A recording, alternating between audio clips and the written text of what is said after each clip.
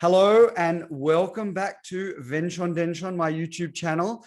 Today, I have the great pleasure of interviewing my wonderful friend, horn player, horn teacher, festival organizer, cutting edge technology founder and executive director of Aeyons, a man who has worn many hats, and we're going to dive into some, if not all of them today. Geoff Collinson, welcome to the channel. Thank you very much, Geoff. That's a wonderful welcome. And all true. Now, with my musician friends, my first question is usually about a favorite concert they can remember playing. But because you've got so many different hats that you wear, I think I want to open it up to you. I definitely want to hear about some of your favorite concerts playing, but maybe not favorite or memorable artists that you brought out to the festival, because we're going to talk about the Melbourne Festival, and that was for many years a real who's who of international brass playing that landed in Melbourne. That was something I want to talk about. So when you think about your career as a player, teacher, and festival organizer and everything, just some really memorable concerts and why they're memorable to you. Well, that's a fantastic question.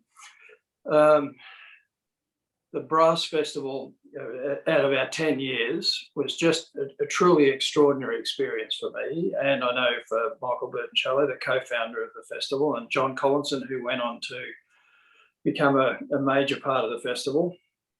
It became a huge part of our lives for many reasons. In terms of the concerts there's just so many that were, really had my jaw on the ground, both musically, instrumentally, in terms of the incredible capabilities of so many of the musicians, from people like Alan Bazzutti and Oystein Bordsvik. It was just so many, James Morrison, so many of these people that played concerts that were, as a brass player and as a musician, incredibly inspiring, and I'm glad to say inspiring to so many of the young students that came through that 10 years of the festival. But to, there's nights hearing Alan Bazzutti playing with the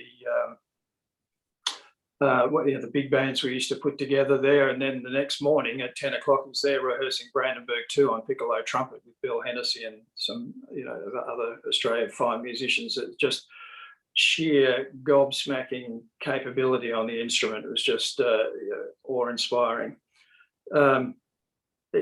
Really interestingly to me, a lot of the ones that concerts in that particular festival that stick out to me are actually a lot of the jazz musicians that I found really inspiring. Bobby Shew just completely flipped my lid, and to this day, one of the great things that came out of the festival is getting to meet and become very close friends with Barry Tuckwell for the last 17 years of his life. But to look around at a Bobby Shew concert at one of our venues here in Melbourne, and to look to my right and see Barry Tuckwell in tears, with the sheer musicality of Bobby Shew and the beauty of his expressive phrases, really, that was quite something to see. And to see those two musicians talking together at various times in the festival, and how you talk to Bobby Shew and so many of the other great musicians, jazz musicians in particular, and find that their wall at home, being LPs and CDs, was actually filled with genres far wider than you would maybe think. You'd think they'd be listening to a lot of jazz musicians themselves, but to have Bobby Shew come up and say, "Oh my goodness, Barry, I've got all your records," was really quite something. And to see how those two musicians gel together was really a wonderful thing for me. Yeah, that must have been amazing. I think you've touched on something that is a common theme that I've noticed with great musicians. They have wide musical tastes. They listen outside of their own genre, and they are curious, inquisitive, interested, passionate. And when I think back to the festival, and I was lucky enough to attend a few concerts, I remember seeing a concert with Wycliffe Gordon. And that just, how does he do that? With, that question arose quite, and also Monotzal brass, where you see people doing things and you think, how on earth can he do that? And I was lucky enough with Wycliffe to have spent the afternoon at, I think it was at Michael's place with him and Gail Williams in his band. And it was just so remarkable. And Al Vizzuti as well. I mean, you're really talking about the people at the very top of their game. So I think let's dive into the festival a little bit now. We'll come back to your career as a player after, because I think the festival is it's something that had not existed in Australia. And for me, growing up in Australia, we were very, very lucky. Over the course of my time studying in Australia, I did get to see and learn from some amazing international musicians. Al Vizzuti came and I had a lesson from him, and Håkan, of course. But this idea of bringing them together for, every year for 10 years. So maybe talk a little bit how, because I remember in Zurich when you and Michael were hatching it. I was living in Zurich. I remember you being over at Michael's place, hatching it and thinking of all the artists you were going to ask. So maybe if you'd like to talk a little bit about the origins of the Melbourne International Festival of Brass. Sure. Well, the early gestation of it was actually when Michael was back in Australia, and at that time he was principal trombone in the Tonhalla with you, obviously. And we had, Michael was doing a masterclass at the VCA, and just out of the conversation, 30-second conversation in the hall post that wonderful masterclass, that's where it was hatched. We were both going, this is crazy. Here in Australia, everybody's constantly having to go overseas to go and see things. There's nothing, at scale organised here. So that was that. And then the subsequent, I'd just been to the Banff Centre for the Arts prior to coming to meet Michael in Zurich. So I was just full of inspiration and, having spent 6 weeks at the amazing programs that they have in Banff, thinking again, why is there nothing like this in Australia? What can we do? And basically out of all of that, and then the concept and the artists and the first thoughts about the festival happened, and we just went for it. And I guess a bit of a theme in my life really is, getting an idea and then just going in a sense, I guess it's Wenn Schon Denn Schon, just go 100% at it when we have a crack. And so Michael and I, completely innocent to the vagaries of organising things of this scale, just went for it. And, we had a lot of people's help, fortunately, because the first year, on the levels that we wanted in terms of inspiration, was a massive success, and we wanted, straight away people wanted, number two and what was going to happen. But the other side of the thing, financially, it was a massive non-success, shall we say. So we had, we were constantly fighting our battles right through the 10 years, but not battles with each other, but just to, keep the festival going. So, but, really key bit of it for us was deciding that we wanted Australia's premier international brass player, Barry Tuckwell, to be involved in the festival. And I'll never forget an incredibly, Zoe and my wife often laugh about this, because I'd searched everywhere to find Barry's phone number. And what I thought was tricky, I'd tried all my friends, all my British horn player friends, and eventually Anthony Holstead, gave me this number. And in the US, because Barry was living in the US, and I made this nervous phone call one morning. Seriously, it's the most scary phone call I'd ever made, to this brass legend. And blow me down, this voice comes on. I actually told this story at his funeral, because I got the phone picked up, and there was this. I thought, uh-oh, what's going on here? I said, hello, is Barry Tuckwell there? He said, oh, hello, yes, this is Barry. He says, I usually do that because I use funny voices because I get so many cold calls at this time of night, around dinner. So he had this funny voice that he used to put on to put off cold calling people. But that was my first ever words from Barry Tuckwell, were that. which was quite a bizarre experience. But that phone call then led to the Brass Festival in a way, because Barry jumped on it straight away, going, "This is crazy. I'm 100% in, because Australia has this incredible history of brass players for the size of its population, and you've got nothing going on there. So anything that you want to do, I'll support." And he, straight away became the patron of the festival. Came out that year, and I'm lucky to say, a 17-year-long friendship until he passed away last year developed out of that time at the festival. Very, very dear friendship. Something I've never told anybody, but this is the strength of the man. He could tell straight away that festival was making an impact and was probably not going to come up to its financial needs. One night at a bar, at one of our jazz events, post the actual daytime events, he came up and put his hand on my shoulder and said, "No fee." He would not take a fee. He wanted to help out as much as he possibly could.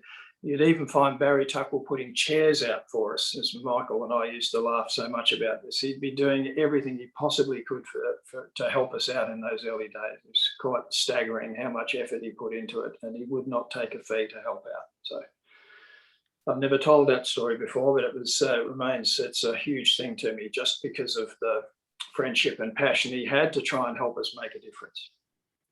And that he could really see the need for it. And I guess he could see his role as, it's a big thing to say, because Australia has produced some really extraordinary brass players, but Barry is, I'm going to kind of say it, he's a little bit our Don Bradman. I'm going to say it like that. Yeah.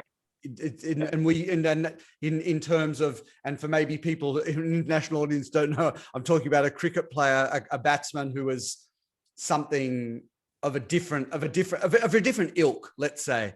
And if and luckily there are countless recordings where you could go and listen to Barry's art. And so I guess that Barry, he saw what you and Michael were going to do, and he saw it perhaps as a vehicle for something maybe he had wanted to do, to pass on so much of his tradition and culture and knowledge and generosity. And so, the whole of Australian brass playing was all the richer for that friendship. And for you personally, I can imagine, I think you mentioned to me that prior to that, you'd heard him play in Sydney, and of course you knew all his records, but you didn't know him at all. So that, I can imagine that making that call, I would have been quite a moment for you. And I'm delighted for all of us how it turned out, obviously. Yeah. No, it was one of the, as I said, most nervous moments for me in my life, actually. It's quite, it was very much that. But that then, led on. Barry, after that, came back to Australia, and Zoe and I ended up, he got a government first home buyers grant here in Australia at the age of 74, which is hilarious, because he'd just come back to Australia after having, we're talking about a guy that left in 1949. So this is how much, you imagine in those days, he left in 1949 for a 3-month boat trip, not even on a cruise ship, on a commercial vessel, with a horn. He didn't even have a case. He had a horn in a rucksack. And that's how he turned up in London, with a letter, I think, from Joseph Post, to make some introductions in London for him. But that, you imagine that, here we all, go overseas and search out, finding our teachers and different things, from a country so far away. But he jumped on a boat with a letter and a horn, and that was it. When I was in Sydney, the story used to go that he had been in the Sydney Symphony when he was a teenager or something before he left. Like, he'd been a very young solo horn. Is that true? That's true. Yeah, he started the horn 3 years after starting the horn. His first job was third horn with the Melbourne Symphony Orchestra at the ripe old age of 15. So it's quite extraordinary. But the natural gift. And again, he was certain. I heard that wonderful interview that you just had recently with Mick Mulcahy, talking about his life and how he was surrounded by music. Barry was too. His dad was a theatre organist. So, and his sister, Patty, was a violinist who was also in the SSO and turned out to be a famous model as well. Very interesting life. But so he was surrounded by music, and he had perfect pitch, both he and Patty, probably because they were surrounded by music and organ and piano from such a young age. But then, yeah, he took up the horn at 13 and 15. At some point, he was in the Melbourne Symphony Orchestra down here. On third horn. That didn't last long, I think, because he was such a young person. Being away from home was a fairly daunting thing, and he ended up back in Sydney, and part of that legendary horn school with Alan Mann, the incredible Australian teacher that taught many famous Australian horn players from that time. The rest is history. He ended up going through the SSO for a little while, being told by some of these international conductors that he should go overseas, and that's what he did. Wow. Huge step. Fantastic. Thanks so much for sharing, Geoff. I always say I want to pivot. I want to pivot now, and I want to pivot back to, so when you and Michael started the festival, were you already head of brass at the Melbourne Conservatorium, or were you still, where were you then in your own career?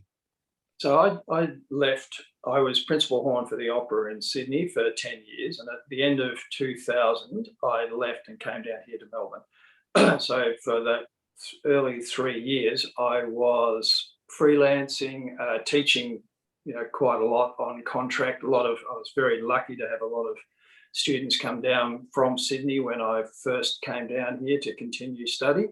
So teaching is really a huge passion of mine, and consequently where Aeyons, as part of the story, came from. But making a difference in teaching and recognising what teaching can do in people's lives, music instrumental education can do in people's lives, was a key thing. So I was exploring that. I was doing a lot of playing either here with the MSO or with the Tasmanian Symphony.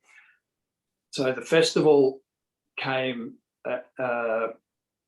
prior to me getting becoming head of brass. I was lucky, so that I was headhunted by the university once the festival started, because they saw its impact. I was very lucky the dean saw its impact at the time, and I got a phone call out of nowhere. And I had to inform the dean at the time that actually that's really interesting. I'd love to explore that, but you have to know that I didn't even finish high school. I have nothing. Fortunately, I can play the horn. So I built my career, and so I'm happy to explore this, but I understand that normally somebody in this position would at least have a degree of some type, if not a master's, and I've got nothing. So at that stage, it could be done. Absolutely no chance. Now, if you haven't got a master's, you've got no chance of getting a position like that. But I had 4 or 5 wonderful years at the university there, and we managed to build the department up, bringing Michael in as well as trombone lecturer, and Tristram Williams we brought in as trumpet lecturer at the time. And very quickly we built up a very inspiring and very large brass department. Went from 16, 17 people to I think nearly 70 by the end of those 4 years, which was a fantastic thing to be a part of. And Barry came in as the professor, the brass professor. So that all came out of as a result of the brass festival, people seeing that there was something there, and we brought the festival over to be at the facilities at the university for a couple of years as well. Wonderful. Now, you've piqued my interest here, because and I know your story a little bit, how does someone without finishing high school end up as solo horn in the Australian Opera and Ballet? And I guess when you started, it was still the Trust, maybe?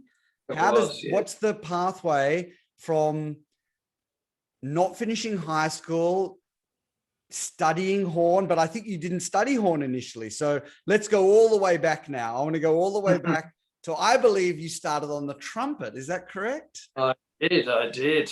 Yes. So we're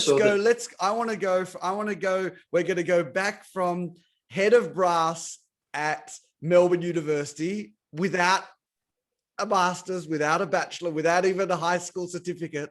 I want to go back now to when you started playing trumpet in Adelaide and work our way forward to being principal horn in AOBO. Oh, okay.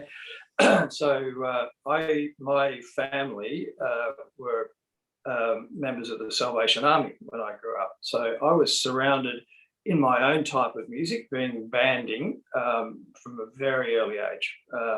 All my family grew up playing instruments, be it, my dad, as is in so often the case in particularly the Salvation Army, you play whatever the band needs. So I knew my dad going from anything from cornet to euphonium to tenor horn. He had a crack at everything, and you just did that because the band, somebody retired and you needed a flugelhorn player. Oh, I'll have a crack. So at least in those days, that's the way it worked. So I was just surrounded by brass band, and my mum and dad then, when I decided I wanted to have a crack at cornet, or trumpet, it was cornet and trumpet, but somehow, this is so rare, and I still don't know the story behind this, but mum and dad, instead of, the normal tradition would be to be taught by somebody within the band. But my mum and dad somehow decided they were going to get me taught by the then principal trumpeter of the Adelaide Symphony Orchestra, Glenn Madden. Very illustrious Australian trumpet player, Glenn, a really lovely guy, top guy. And so I learnt and then started getting this exposure to things external to brass band pretty much right from the beginning. So I was then started playing in a wind band in at the Flinders Street TAFE or whatever it was in Adelaide in those days. So I started, and all these other things, and then going to music camps and getting little tastes, at least of the trumpet world, in playing in these wind band, these youth orchestra camps, and that's where Tim Dowling wouldn't even remember this, but I met Tim at a camp in Adelaide. He seriously would not even recognise, that we actually played there together, because Tim was like, you may not know, Tim's now an international, plays in the Hague. Residency Orchestra in Den Haag.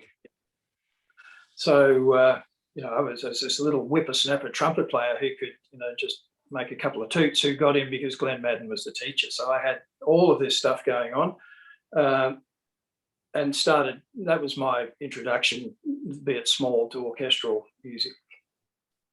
But the way sort of life led me, academically, my poor parents tried 4 or 5 different high schools, and nobody could pique my interest, let's say that, past majoring in lunchtime.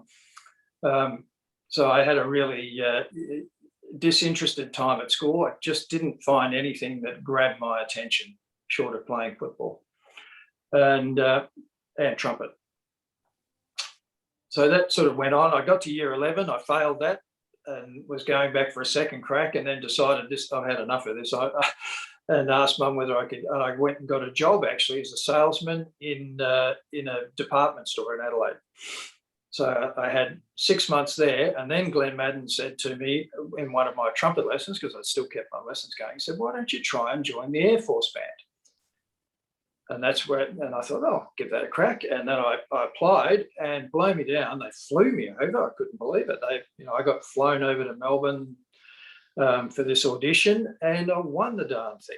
So next minute, I'm at basic training. I go into the Air Force, and I'm over here at Melbourne at Laverton Air Base in the RAAF Central Band as a trumpeter.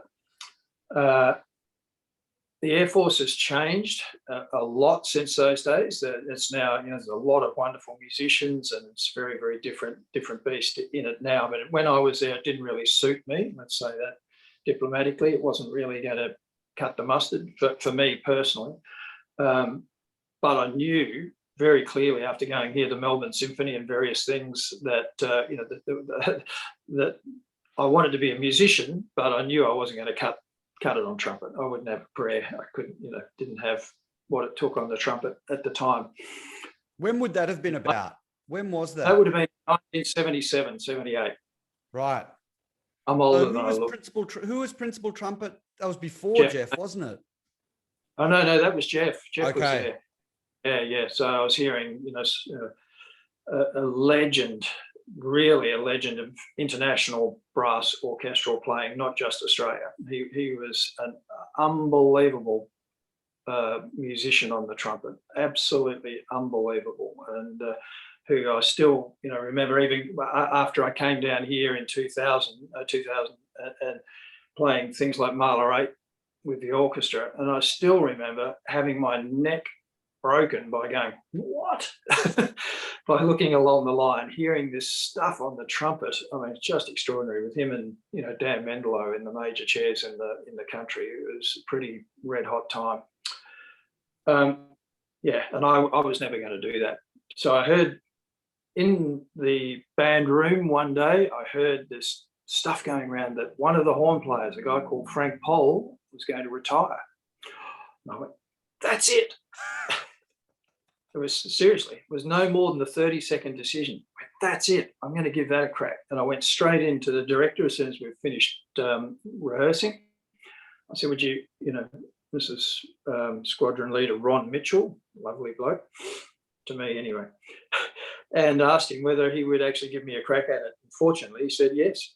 And so that decision changed the course of my life, as so many of my crazy, wacky, just jump in and go boots and all thing did. And it was literally 30 seconds. I thought, no, I can do that. I can give that a crack.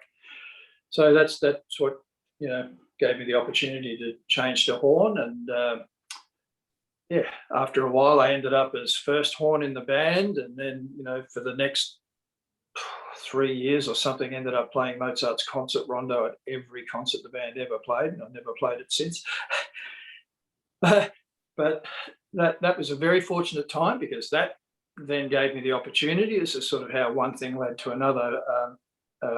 You've mentioned, and Mike mentioned, my teacher, who I'm always incredibly grateful to, for Hector McDonald. So many, absolute legend of Australian brass playing. And Hector, I had heard this guy, Hector McDonald. I heard it on the radio and was going with a Canberra wind quintet, wind soloists. I was going, wow, who's that guy? And I looked it up and found that he was actually living in Canberra and now teaching at the Canberra School of Music after having come back from playing with the Berlin Radio and the Berlin Philharmonic. So I thought, right, I'm going to try and get a lesson. And I can't even remember now, but I got his number and organised, when the band went to Canberra to play, I organised to have a lesson with Hector. And, I was rough as guts. All I'd known as horn in the wind band and not in the orchestra, and here I'm having a lesson with somebody that, played in the Berlin Philharmonic. He must have laughed. But he saw something and offered over, so I used to keep going back each year, or not only each year, I'd drive up to Canberra to have lessons. And he must have seen something, because he invited me to go when I finished my time, which was 5th of April 1983. Not that I can remember the date that I left the Air Force, but it's the 5th of April 1983. I moved to Canberra and spent, until Hector went back, 5 wonderful years. Hector went back to Europe to play in Vienna at the end of 1988. That was a very special time in Canberra for horn players. And then later on, when Mike came as well, that was a whole generation of horn players that Hector... And not just the playing aspect as well. What I was talking with Mick about, the culture of the class and everything, of his groups that would go around playing the Concertstück and everything. What was it like learning from Hector? Oh, it was unbelievable, because you're just exposed all the time to Michael Burton cello has this wonderful thing he calls the level. You have to be at the I wonder where he got that from. Hector McDonald, that was just it. There was just an expectation. We would be doing every day in our class warm-ups, group classes throughout the week with the Canberra Horn Consort. Every day, or all the time, you were expected. You were playing scales together, intonation, everything was just thought of as a group. So you were learning to play individually, but you were learning to hear as a group at that level, at that quality, all the time. And the effect that had on all of us that went ahead with professional careers, it's just enormous. That was just what was expected. It's so much, there's so much talk about goals and visions and things in the world today, which are totally important. This is a big part of my life. This is what was relayed there without any words. It was a sound. You knew sound, you knew what had to be aimed for, you knew the quality of what had to be aimed for. So that was just constantly your goal. And that period of time, and the fact that what Hector taught, what we learned the whole time, again, I think was based around ensemble playing. You look at all of those things, people won competitions and then won jobs. I think actually we did that because we learned ensemble. We learned sound. You learned the sound as a group. And whenever we were learning things like, if the horn players all recognise these things called the little green books, which are just full of German hymn tunes, arrangements of bits of Wagner and, beautiful little quartet books. But we had to learn every part.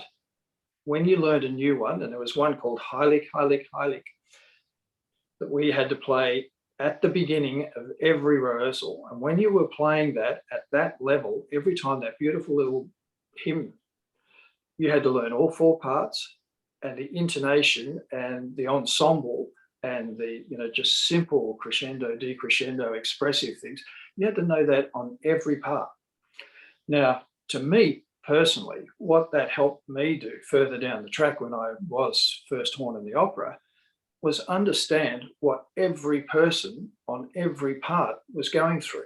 So even though that wasn't exactly, Hector just, I think, wanted us to understand now sound, how those things work, but even emotionally, that helped me understand what each part goes through and where they sit and the difficulties of intonation when you're playing second horn or fourth horn or third horn, and how they all sit in, when you go and then play some of those Bruckner Wagner tuba parts, you suddenly understand, what the heck, poor old second horn, that's a difficult thing, what they're going through.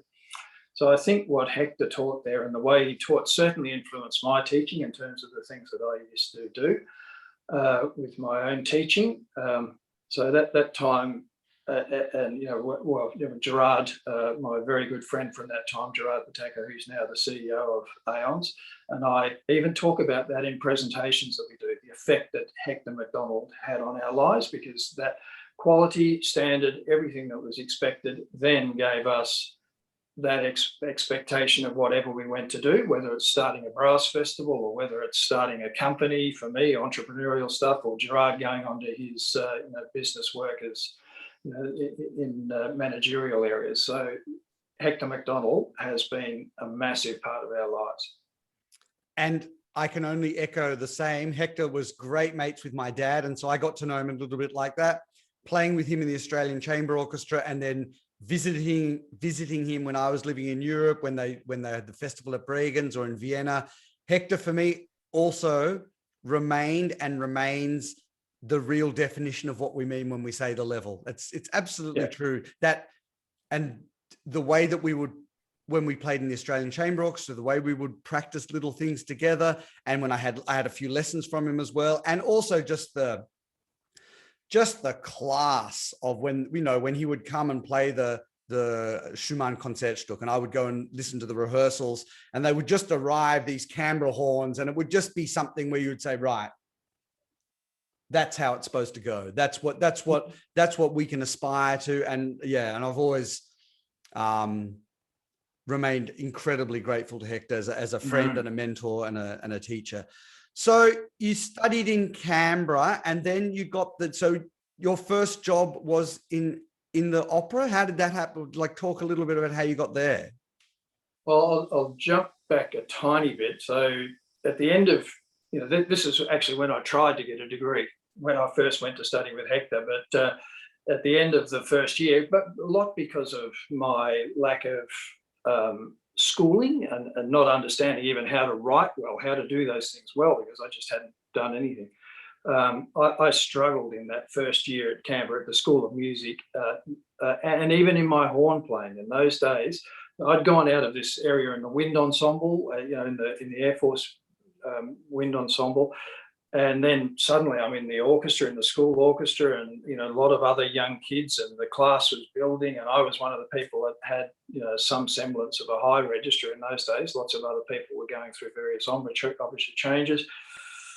Things happened there that actually led to me to taking a massive tumble with nerves, massive, and to the point actually at the end of that first year where I couldn't. I got like 51. I think they were incredibly generous, and that's out of playing the easiest recital in the history of mankind. And I only just got through on that. So Hector, out of caring, not out of having a go at me, suggested that I should perhaps think of another career at the end of that first year. And there's not having a go at Hector. That's just he was going, man, I don't know, if this is actually going to suit you, whether you can get through this. And he was quite right. I mean, I just went. But I asked him very nicely. Okay, I thought to myself about it first, and I thought, no, look, if this beats me, it's going to beat me. It's going to continue to beat me, so I can't do it. But I will drop out. I'll leave university. But can I still be a part of the Canberra Horn Consort? And I'll pay you for lessons. And he said, yes, of course. So that's where it kept going. So I just kept plugging away. And that's where I started. Really, another key part of my life is learning meditation. So I found something that could actually help me in Canberra, wonderful group that helped me there. And that was 8 years. Every day, I still do it. I get up early every morning. Now I even have cold showers and do all sorts of stuff. But that learning and actually breaking down and going, okay, I've got to work this out. I've got to actually understand what the hell goes on with my mind. So, and I discovered very quickly that what was happening was, yes, I'm practicing, and I could do certain things at home that I could never do when I was playing in the group or with. In lessons and things. I was going, what's going on? What's the story? And I just started to understand through this meditative practice that it's not just what you're doing, it's what you're thinking while you're practicing. So I'd be sitting here playing, but actually my mind was out here thinking how I was going to muck it up when I was playing in front of Hector or playing in the group. So my mind was in completely the wrong place. I was not focused on music and sound. I was focused on crapping myself in front of Hector. So I started understanding this and then going through the process of change and going, okay, focus, and immersing myself in the sounds that we talked about before, understanding sounds. And this is when I started listening and things to music that was just, simple things that all you guys would have known. But, the opening of Rachmaninoff's Second Piano Concerto. Oh, I suddenly found pieces like this and Mahler too, and I'm going, it's still actually that gives me goosebumps even thinking about. I can still see myself in that lounge room playing the opening of Rach 2 over and over again. It's not even a horn bit; it's got nothing to do with horn. But I suddenly was going, my God, that is unbelievable. The music and simple stuff, but to me, it was really, really important. And I started understanding the importance of listening and immersing myself in sound. And practicing, and for me it was a long road because I dug myself in a fairly steep hole, but that's what emerged. Then when Hector left, certain things happened, and because the class, you mentioned the Concertstück, I most certainly was not part of that group. I was the back end of Hector's class at the time. So many incredible players that I won't list here because most people won't know their names, but Gerard and I do look at that picture. There's a picture that was taken at one of our concerts, and there was 9 people on stage. 7 of those people went on to orchestral careers. 3 or 4 of us went on to first horn parts, and 2 of the other 2 people both ended up being leaders in their field. One is an anaesthetist in Sydney, and one is a technologist here in Melbourne. So all of those people either went on to music careers or top level careers themselves, which says something again for the quality of Hector's teaching. But Geoff, I I'm really glad that you didn't go straight to your job, because what you've just told us then in those last few minutes, I think that's going to be an invaluable nugget of wisdom for any young player watching this, and for anyone who does come upon tough times in their playing, because it does happen. It happens to everyone. And the key things that I'm grabbing from it, first of all, is your incredible resilience and your, not giving up. That's one thing, but also this so important to really know yourself and to know how you work. And for you, that pathway has been through meditation. For me also, it was meditation and martial arts, but this real understanding of the mental game. And now there's a huge awareness of these peak performance and the way all the sports analogies and all of the sports psychology, how that applies to music. Back in those days, I think it was less common. And I think it's fascinating that you found your way through meditation and through introspection and through really wondering, what is going on with me while I'm playing? What am I thinking about? Mastering your own thoughts. And just in brackets, I'm also into the cold showers. I'm planning on getting a plunge pool soon for the backyard. But I can only imagine that these experiences in Canberra, learning from Hector, but also the massive journey of self-discovery that you went on, and I'm sure you're still on, as we all are, has been incredibly beneficial, not just as a player, but also as a teacher. And we're going to come to your teaching soon. But I wanted to stop just for a minute, just to highlight the gold nuggets that you've just enunciated, that are going to be really important for people to listen to, and maybe listen to again, and really listen to that idea that everybody does come across some difficulties in their playing, and it's what you do with it and how you learn to know yourself. And I'm going to get slightly philosophical. In the Art of War, Sun Tzu says, know yourself and know your enemy, and you'll win 10,000 battles. And that the enemy is not necessarily a physical enemy, but knowing yourself and knowing what you're trying to accomplish, and then you will succeed. And you've really just articulated that beautifully. So, Sydney. Yeah.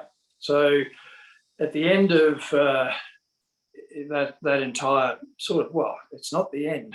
It never stops. Tell you who the enemy is. The enemy's fear. Constantly. The enemy is fear. And working through that my entire life has been the process. But that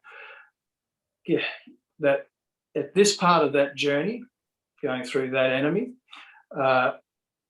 it got me to the point where Hector had gone back to Europe and become solo horn in the Vienna Symphonica.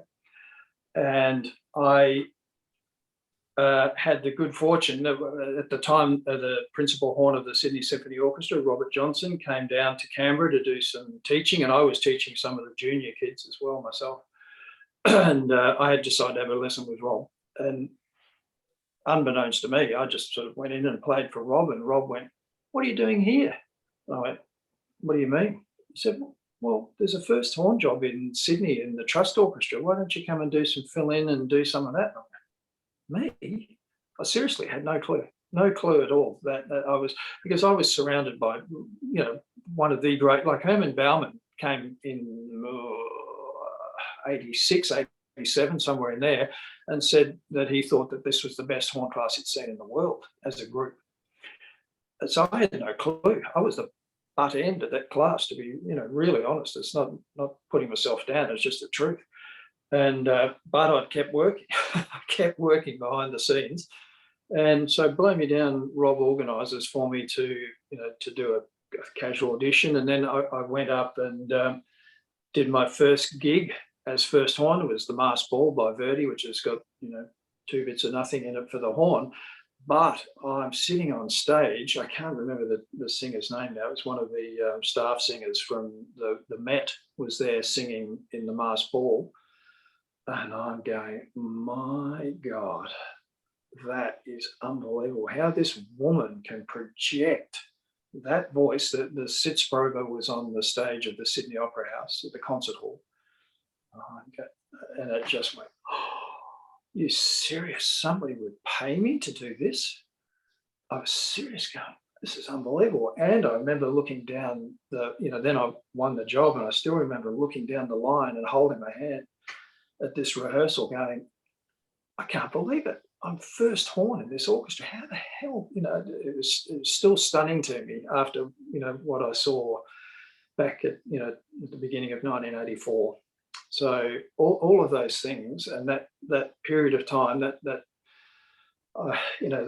the things that fell to me to play in those times, like playing De Rosenkavalier and the last parts of the life of Stuart Challender before he passed away, and some of these extraordinary things at the early part of my career, and then the good fortune to get to play Julius Caesar, which was a huge part of my life. But that 10 years in the opera theatre, just surrounded by voice.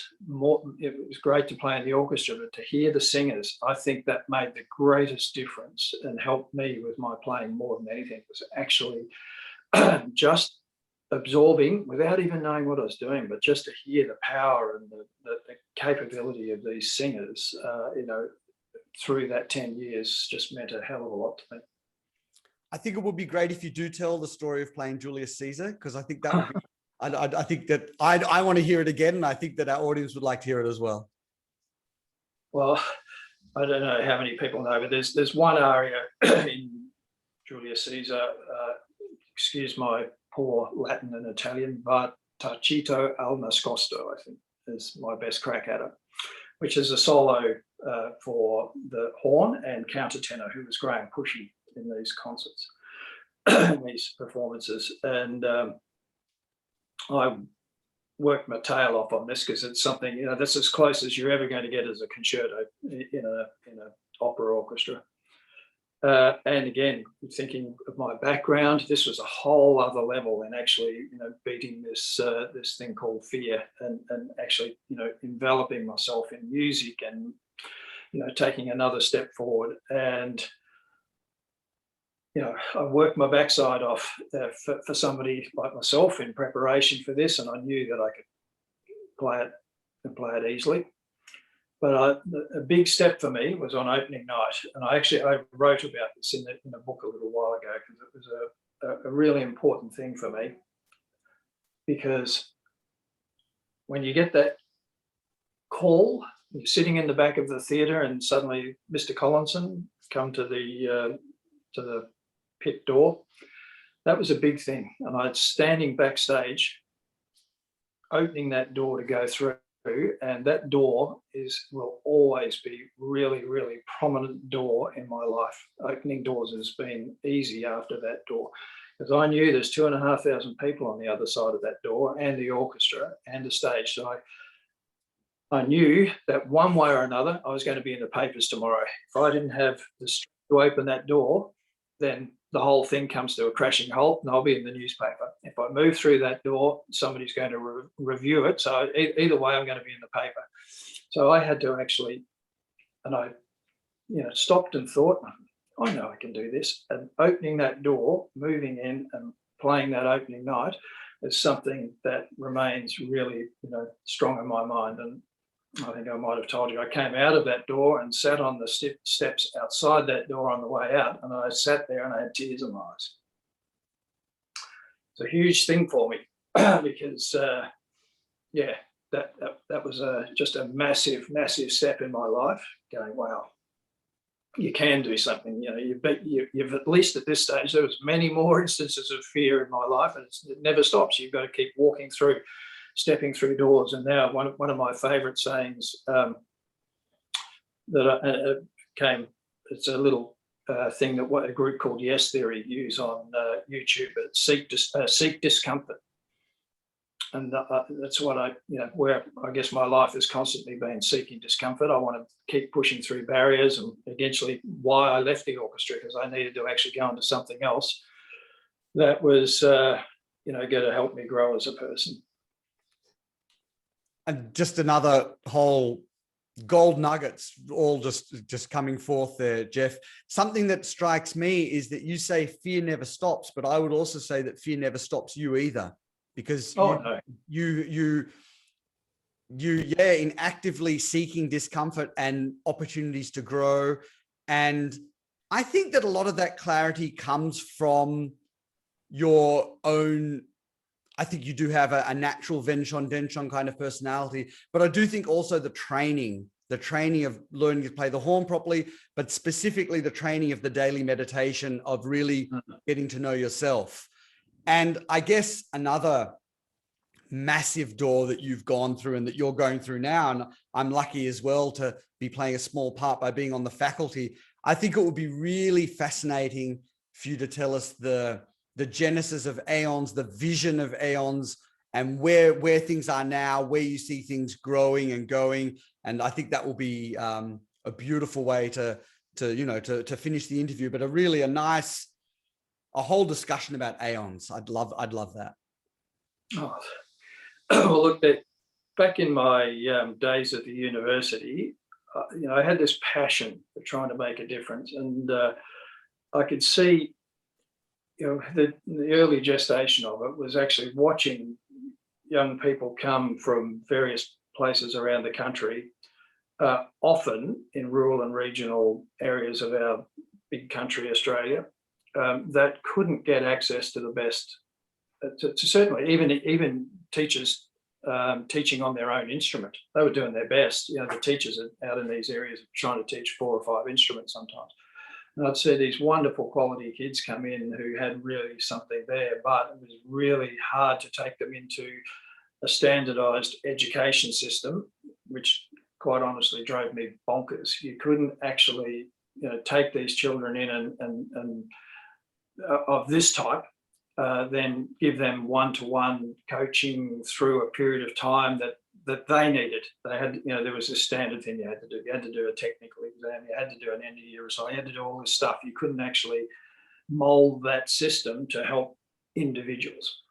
And I was trying to work out how digital education, even then, I was so far ahead of the curve. It makes me laugh now to think of it, but I didn't know what I didn't know. Didn't have a clue. So I was actually going, okay, I'm going to get out of this, and I'm going to try and find a way to build something that can help fix that problem. This is obviously, when you think of internet speeds back then and all the different things, it was a wild and hairy dream that really had not a lot of chance to happen. So, but I did. Got out there, we raised some money, we started something, and that morphed in different ways just to keep surviving over the years while we learnt.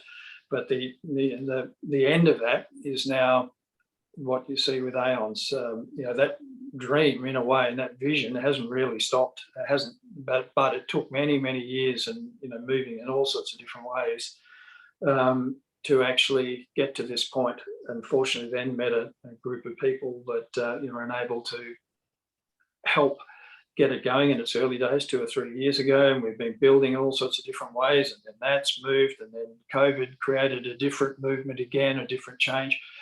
But actually, what the ultimate dream for me is, yes, we now have an incredible faculty of musicians from right around the world, and things happening in 17 different countries, which I'm so honoured and excited to see happening. But the big vision is really about to come now with some partnerships that have happened that are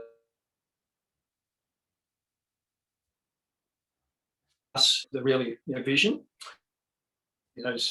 Obviously with my background, it started in the very orchestral and classical music space, to use the loose term, with opera and all sorts of things involved, with lots of great jazz musicians in there as well.